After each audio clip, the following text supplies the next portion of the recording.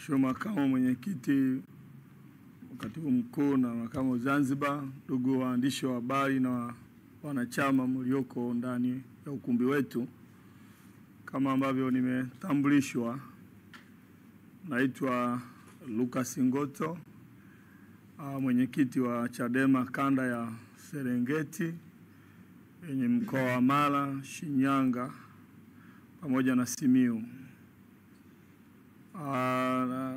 Niko hapa kwa ajili ya kutoa ushuhuda mfupi tu juu ya tukio la jana, namna ambavyo lilitokea na unyama mkubwa ambao tulifanywa jana na watu ambao wanajiita ni polisi, ila mimi kwa imani yangu sidhani kama ni polisi wanaweza kufanya yale matendo, kwa sababu mimi nimefika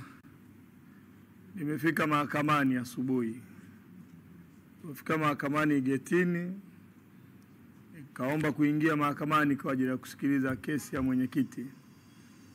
Na lingekuwa neno la ajabu na la aibu kwangu mwenyewe kwamba mwenyekiti wetu wa taifa analetwa kwenye kesi, alafu ni haki yetu kuisikiliza, alafu nisifike mahakamani. Kwa mimi binafsi nilikuwa nimeapa kufika mahakamani kwa ajili ya kusikiliza kesi. Nimefika kwenye geti lile la mahakama, wakaanza kusema leo hakuna mahakama hapa. Leo hakuna mahakama, mahakama haifanyi kazi. Polisi waliokuwa pale wakasema mahakama haifanyi kazi. Sasa baadaye wakati naondoka wakawa wanamshambulia dada Eliza. Tulipoenda kuambia mimi na wenzangu akina Twana Pambaru, mbona mnamshambulia huyu dada na ni mwanamke? Wakatukamata hapo. Sasa tulikamatwa watu 9. Na hatukuwasumbua polisi. Tukamata watu 9 bila kuwasumbua. Wametembea na sisi kwenda Kawe huko. Wamezunguka na sisi zaidi ya masaa 4. Wakaenda wakatushusha kwenye kituo kamoja ka polisi kana askari mmoja peke yake. Tukakaa kama dakika 5 hivi, wakatupakia tena kwenda kwenye gari. Walipakia kwenye gari wakatupeleka karibia na Ambweni, kituo cha polisi cha Ambweni.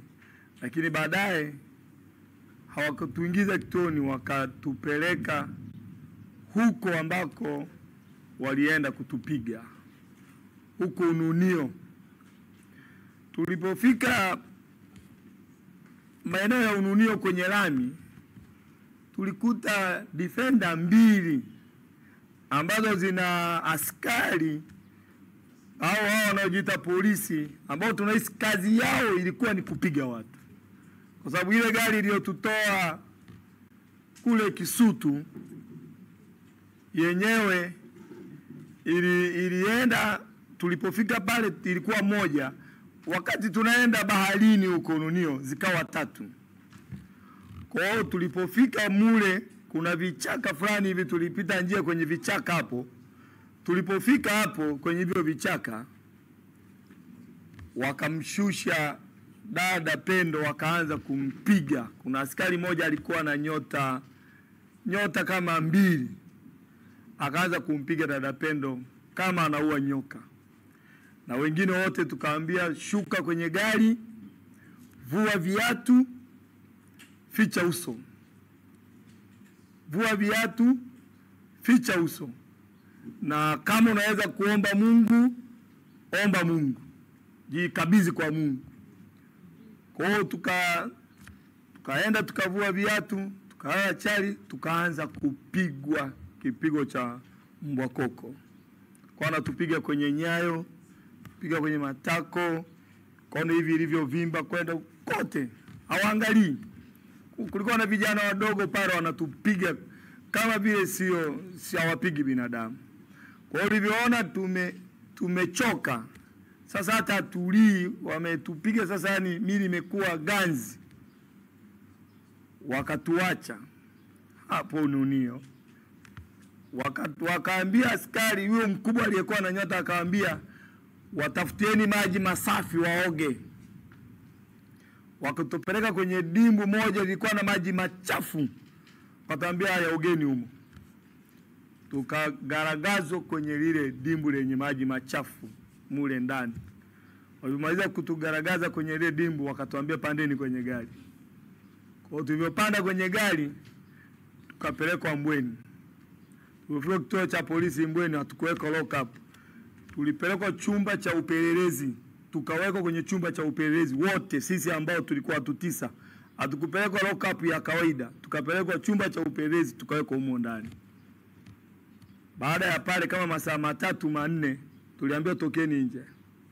Tukapandishwa kwenye gari, ndio tukapelekwa huko Bagamoyo.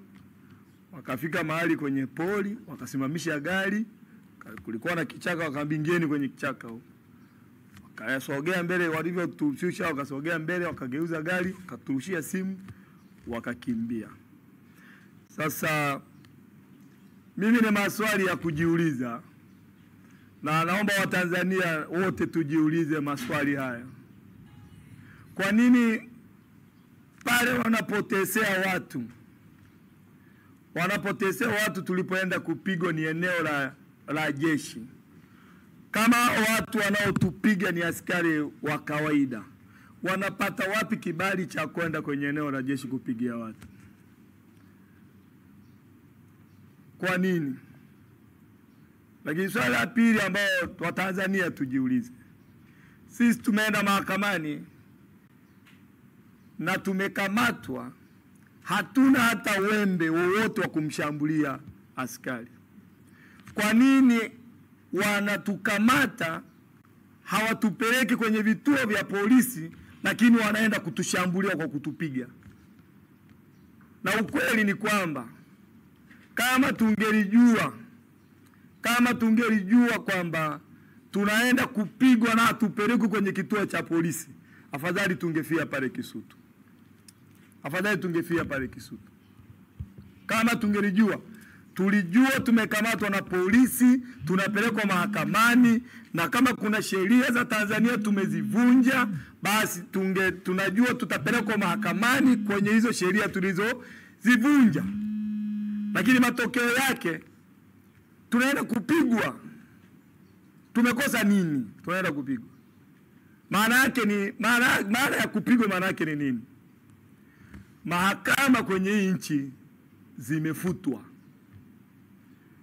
Wale wanaojiita si wana sheria, ofisi za sheria, maana yake zimefutwa. Polisi wana kazi ya kukamata. Wanasheria wanaandaa kesi inaenda mahakamani. Mahakama inatafasiri kwamba huyu mtu anakosa au hukumiwa kwa kosa hili. Lakini polisi anakamata, anachunguza, anahukumu, anatoa adhabu. Kitendo cha kutukamata na kwenda kutupiga na kutuachia, maana yake ni kwamba wao wametukamata, wamehukumu, kila kitu wamemaliza. Sasa Watanzania wenzangu, haya mambo tusiyafikiri ni mambo madogo.